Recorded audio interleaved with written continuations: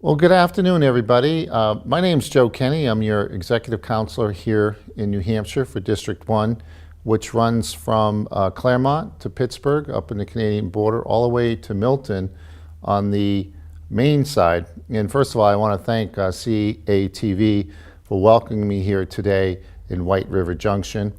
I'm really here today to talk about who I am, a little bit about the New Hampshire Executive Council, some of my accomplishments the last couple of years, and what I hope to accomplish in the next 2 years.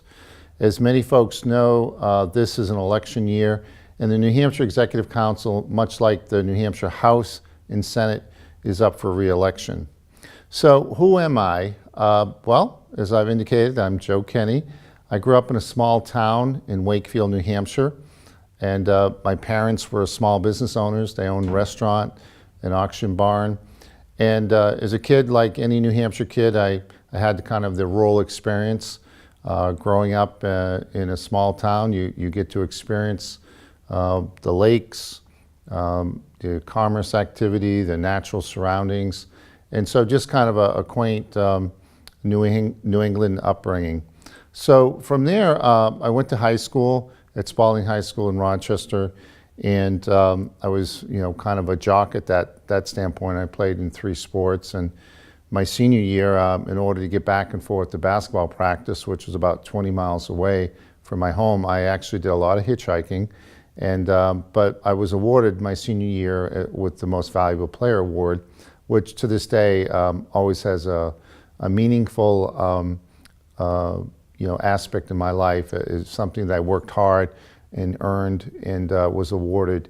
But as a kid, I picked blueberries for 5 years during the summers. I worked at a camp over in Wolfboro as a cook, assistant cook, maintenance guy, and eventually, believe it or not, I made it to head cook. And so I worked at Pierce Camp Birchmont for 9 summers, both through high school and college. In college, I went to the University of New Hampshire, where I was played on the soccer team. I was an NCAA Division I athlete. We had a pretty good soccer team back in those days. And so from working my way through college and being on the sports team, I was very busy. And I was fortunate to graduate with a degree in history and small business management. And my junior year, I also attended a program called Semester at Sea, which took me around as a student around the world on an academic boat that was sponsored by the University of Pittsburgh. So I had kind of a cultural travel experience my junior year in college.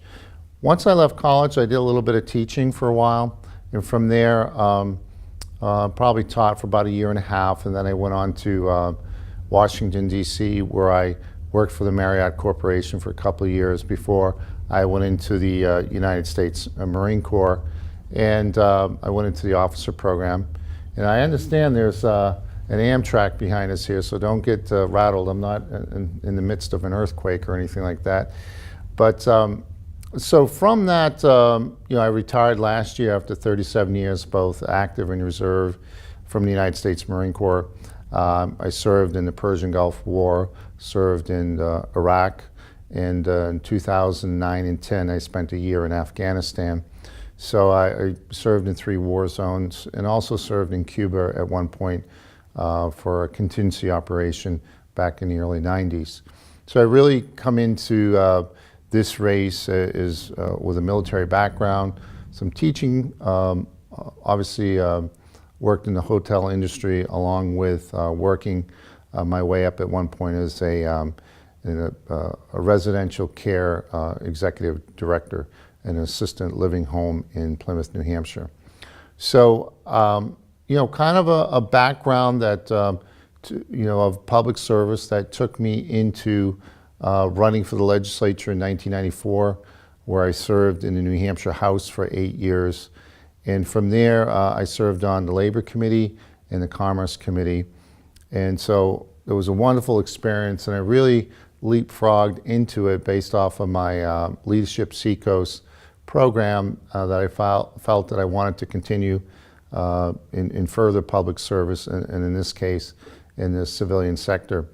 And then after serving 8 years in New Hampshire House, I also served 6 years in the state Senate in the Carroll County area, where I served on the Transportation Committee as its chairman at one point. Also served on the Executives and Administration Committee, which was called the ED&A Committee. And additionally, I served on the Health and Human Service Committee in the Senate as its vice chair, and then also served on the Veterans Committee. So I had a kind of a broad-based experience in the legislature, passed a lot of legislation for my area, and always had, again, that strong sense of commitment to public service and also helping people really solve their problems. And so in 2008, I ran for governor against the most popular governor in the country, John Lynch, unsuccessful. But so I left state service for 5 years, and at which point I came back in 2013. The late Ray Burton had passed on, and my mother was terminally ill at that time. And you know, I talked to her, and she encouraged me to run. And like Ray, she passed away about a month and a half later. And so it was a very trying time, but I used all that, you know, that kind of energy, if you will, towards this special election, and was successful the early part of 2014. So I've served as your executive counselor in the Lebanon, Hanover area for the last 5 years. And so I've had a wonderful experience in serving in this capacity, but I probably should tell you a little bit about the Executive Council and why it's important to you, and really what some of our roles and functions are. As your Executive Council, I vote on most state contracts. Anything that's roughly over $10,000, I will be voting on at the council. And we meet every couple of weeks, and there's 5 of us. So I served in the largest district, again, which runs from Claremont to Pittsburgh to Milton. There's 108 towns, 4 cities, and 23 unincorporated areas. So as you can tell, it's a really large area. So I serve with 4 other counselors, and we sit down with the governor every 2 weeks, and we kind of vote on contracts. We also vote on boards and commission appointments. And there's about 1,200 New Hampshire citizens who volunteer their time to serve on these boards and commissions. And they could be anything from the New Hampshire Lottery Commission to the State Board of Education, to a Public Access Advisory Committee, or to something such as a Labor Committee, or maybe an Upper Connecticut Valley Commission. Very important that we have good citizens who serve on these boards and commissions. Lastly, the other major responsibility is we vote and confirm judicial appointments. The judicial appointments are very critical to our state, as we want to have the best and brightest and people who are community conscious to serve on the bench, who will as our citizens go before them. We want to make sure that they're, again, of New Hampshire, understand, you know, its people, obviously, you know, community connected, have the support of their peers within the legal community, have the educational background, and lastly, really have judicial temperament along with experience that would suggest that they would make a good judge at the circuit court level, at the Superior Court level, and at the state Supreme Court level. So a major responsibility when we pick people to serve on the bench, and generally when someone is nominated, we have a full 2-hour robust public hearing where the public can come in and testify for or against a nominee. So those are 3 of the major responsibilities of the council. And so we're one of 3 states in the country that have a council. And so Massachusetts has a council, executive council, but they're limited in their scope with regards to responsibilities. They basically vote on judicial appointments, but they don't have the broad scope of responsibility as we do here in New Hampshire. And additionally, Minnesota has an executive council, which is still relatively new. So the New Hampshire Executive Council has been around since 1680, when we reported to the King of England at that time. And of course, we know the story of the royal governor being thrown out. And the governor position really kind of was left vacant for a while the council still stayed in place. And then as we formed state government in 1784, we brought back the position of governor, and the council worked with the governor, and really there have been 5 counselors ever since 1784 that have co-administrated the state of New Hampshire in the executive branch. It's a very unique form of government in New Hampshire in that the executive branch is probably the most transparent executive branch in the United States. Citizens can come in, watch the business that we conduct. They also can view all the state contracts, and they can, through their counselor, they can bring forth questions that they might have on a particular contract. So again, it's a very unique setup, but we kind of act as a board of directors and advisors to the governor of the state of New Hampshire to help him make the best decisions for the state and for their taxpayers and its citizens. Now, there are times in the council that we'll have some controversial issues, and sometimes we'll go back and huddle and try to figure out how we can work through these issues for the best interests of the state of New Hampshire.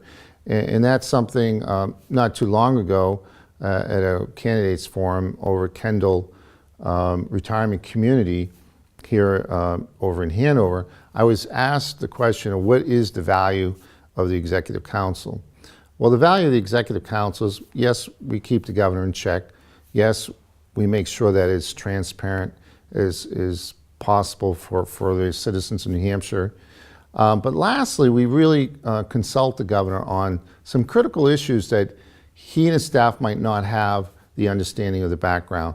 But working together collectively as a team, we can resolve some very difficult issues in the state and get to a point where we're going to move forward in a positive direction.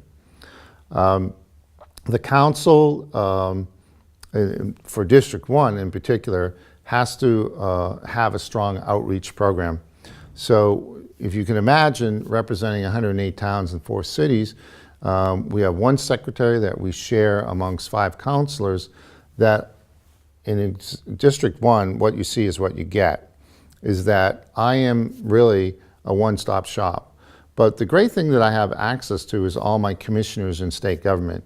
I have their cell phone numbers, I have their work numbers, I know how to reach out to them in case of emergency, and their staff and their leadership, we can help walk through most problems, and we can come up with solutions to those problems.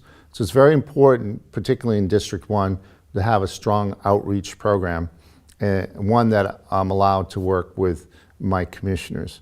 The other important role that the council does play is that we start the 10-year highway improvement plan process, basically the 10-year highway plan. So we review all the different roads and infrastructure prioritization around the state, and then we kind of put together kind of a priority of these projects, and we match it up to the available funding during that 2-year budget cycle. It's a 10-year plan, but in reality it's a 2-year plan, but we have to look out 10 years because we know there's some projects that can take longer than 2 years. But it's a vital, that the council understands this process and makes sure that we get the best projects in and around the state of New Hampshire to meet the infrastructure needs. In Lebanon, for instance, we know we have a lot of infrastructure needs here. Lebanon just recently received a Tiger grant of $10 million. So the Vermont and Lebanon side next year we'll be looking at the bridge on I-89, and we'll be moving forward with a rehabilitation of that bridge. There's a lot of downtown infrastructure items that are going on in Lebanon. I know that Route 4, Mechanic Street, that they're working on. There's a lot of old infrastructure in Lebanon in particular, and we're going to have to put a lot of attention and focus with regards to that. So with the council, I also produce a newsletter after each council meeting, so that goes out to all the town halls and nonprofit executive directors. that kind of explains what contracts that we have passed at that council meeting that might impact the various communities. I also on Monday push out a schedule for the week and telling you exactly where I'm going to be. Today I happen to be in Lebanon. I was at a Northern Community Investment Corporation annual meeting at the Opera House in Lebanon, where we were discussing about some of the investment projects that they've been supporting both on the Vermont side and the New Hampshire side. NCIC is a very important partner in northern New Hampshire. So that's what brought me here to Lebanon today, as well as last night I was in Hanover at the Kendall Retirement Community looking at, or actually talking to some of the older residents about my candidacy for re-election to the Executive Council. And so it was a nice forum that Margaret Powell and her husband put on, so I was glad to do that. So I guess the point, being an executive counselor, having a strong outreach, getting to the civic groups, getting to the town halls, getting out there to the events, and also following up on constituent service, which is very important. Now, from my standpoint, this position, I work on a lot of economic development in and around my district, so I can try to help different projects kind of cut through the regulatory aspect of state government, whether it be a wetlands permit from DES or from DOT. It could be a curb cut, or it could be maybe a restaurant's opening up and we're looking at a health inspection, or we're looking at a liquor license or a food service license. If there's a slowdown, I can always jump in to help try to push the permitting process along. So I really enjoy the economic development side of my job because I'm all about job creation, about creating value-added jobs that will allow my state and those communities to benefit, so that folks who have good jobs can raise their families, live in the community, and prosper along with the community. So with that economic development, we've had some successes in northern New Hampshire and Groveton. We just recently were able to bring in a company, an expansion project called Rotobeck Industries, which is going to create about 50 to 150 jobs in northern New Hampshire. Last year we brought in a company called NSA Industries, which originally came from Vermont, and they've expanded in Groveton as well, and they're up to about 121 jobs today. We look at northern New Hampshire in particular. We're trying to diversify the economy. There's a lot of travel and tourism, and there's a lot of recreational activity going on, particularly with the AT Festival up at Jericho Park in Berlin and other places in northern New Hampshire. There's a lot of OHRV activity that's adding to the local economy in northern New Hampshire. But with that, we do have, much like other New England states, we do have a workforce development shortage in our state. We need more employees for the many jobs that are open and available. New Hampshire has one of the lowest unemployment rates in the country, both a godsend, but also it can be a problem as we're looking for workers to fill the many jobs that are out there. So with that, I'm a big supporter of our community college system. We're looking at expanding a community college a space up in Littleton, New Hampshire, and the developer in the community college system, along with local leadership, is trying to get to a point where they can actually build it out. But if we can keep our young people involved with using their hands, using their heads through the community college system, whether it's nursing, being an automotive mechanic, whether it's a machinist, whether it's computers, or whether it's a diesel mechanic, whatever it is, there's a good chance that if we develop that skill, we'll keep that individual here in the state of New Hampshire, working locally and working on a very important job. So community college system, a big support of it, and I think we need more expansion of our community college system. But having said that, we need to work in collaboration with higher education and also with our high school community college system in really pushing forward the way of the future and keeping the interests, talents of our young people in the state of New Hampshire, while also recruiting from outside the state, maybe people who grew up here at a young age, but bringing them back mid-career to come back to New Hampshire and work and live and enjoy the beautiful state, along with our sister state here in Vermont.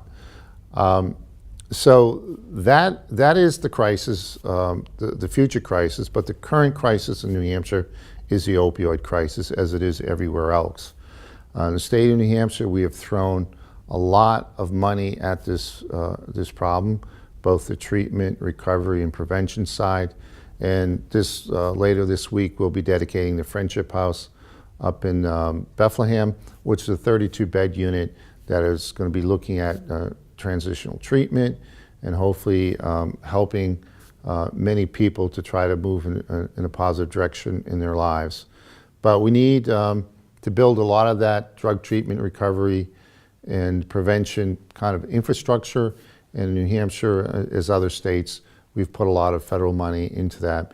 Just recently, we dedicated a kind of a peer support coaching center in Claremont to support that follow-on peer support for people who are in recovery, both drug and alcohol addiction. But we know with the drug problem, there's also mental health problems. So New Hampshire continues to work towards our mental health problem issues in the state and continuing to fund that. We've put about $57 million into development of disabled population.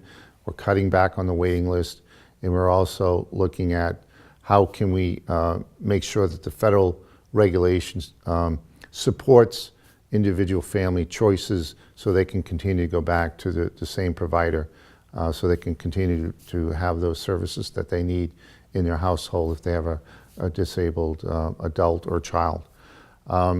We've also, in New Hampshire, the last couple of years, we've put about $20 million additional funding into our roads and red listed bridges. I think that's obviously been a good thing for our local communities.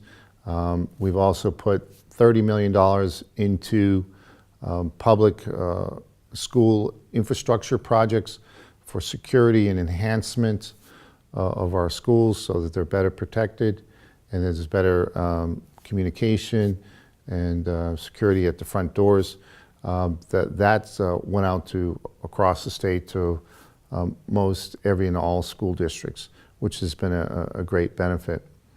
But in New Hampshire, much like all states, whatever there is an emergency or something that we need to address, that tends to be our focus of effort at that moment.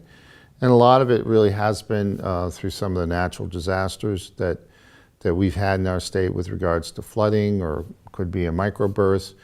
We've had to work very closely with FEMA, particularly in kind of the central northern Grafton areas. We've had to work with some of those communities to get reimbursed, to work through some of their flooding issues.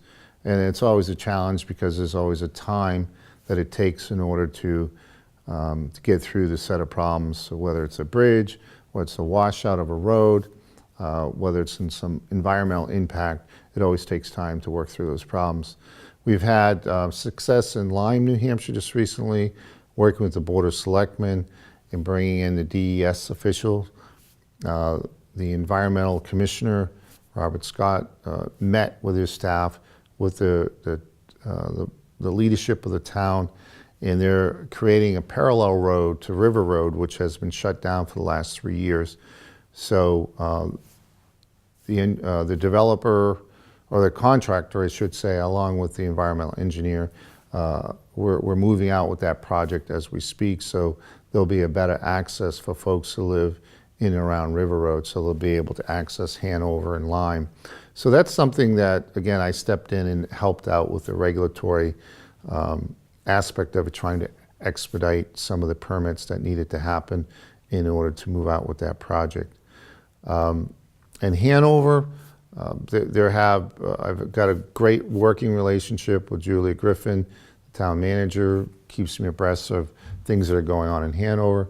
Much like Lebanon with Sean Mahallahan, I work with him on things that are going on with the mayor, Sue Prentice, particularly from an infrastructure standpoint, or what's going on in the community that the council can help out with.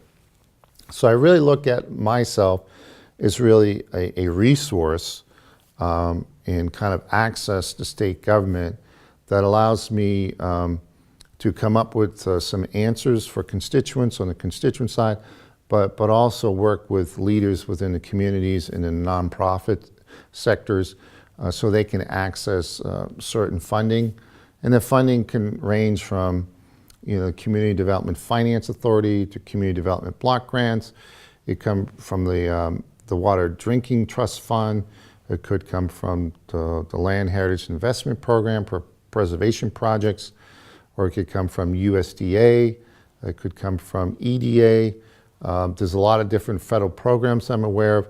So I usually come into a community and say, what are your funding needs? And I can usually bring out a toolkit of funding ideas that might help out that community. So just to kind of wrap it up, many accomplishments in the last 2 years, helping veterans or working on road infrastructure items, working with municipalities, helping bringing jobs into the district, working with very severe healthcare needs of some constituents. And one of my really great successes was helping a family that received a cease order on their property in Andover, where they were building a house, and DES told them that they would have to stop building and potentially tear down their house because they had built too close to the river. They had gotten their permits locally, they had gotten their state septic permit, but what ultimately happened was there was a renaming of the river. Under the old river category, they were allowed to build within 50 feet. Under the new category of river, or under the new name, it was 75 feet. We got the Attorney General office involved, we got the Department of Environmental Services, my office, and we worked with the family and we were able to resolve it. So they, a few weeks back, I was invited to their home.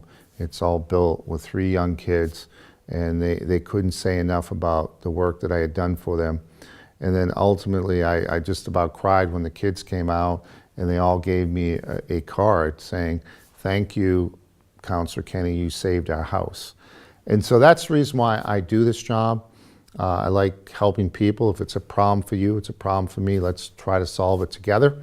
I think we need good public service. We need people who are conscientious in office, who are doing it for the right thing, to making their community, their state, their country a better place to live. So at the end of the day, I want to continue that approach in the next 2 years, is to continue to act as a public servant and try to help people to access state government, to come up with solutions and answers to their problems, and to make it user-friendly. We're fortunate in New Hampshire. You can bump into a legislator anywhere in your community. There's 400 of them. It's a very transparent form of government, and but you have access to your government. In other states, larger states, you don't. And so feel free to contact me. My website is kennyfornh.com. My cell phone number is 581-8780, and I'll be glad to help you out. My priorities to continue will be expanding community college system, making sure that we support the programs for our senior citizens, particularly at the senior centers, our congregate meal sites, weatherization programs, Meals on Wheels. And I just want to congratulate, it was Roberta Myrner, who just retired from Grafton County Senior Services, who did a tremendous job in many years for that program. But also supporting job growth, and also supporting our travel and tourism industry, and making sure that we create enough revenue for our state so we can continue to prosper and to balance our budgets. There's a lot in this job, and so I think I have the right demeanor, skill sets to continue in the job. I've made a lot of great friends along the way. I've done a lot of great things, and I want to continue to do that. So with your help, November 6th, I ask for your vote. I ask for you to come out and express yourself, even if you're not voting for me. There are many other people on the ballot, maybe friends of yours or other folks that you believe in their message. But my message is simply public service, and I ask for your vote November 6th. And with that, I bid you farewell and have a great day.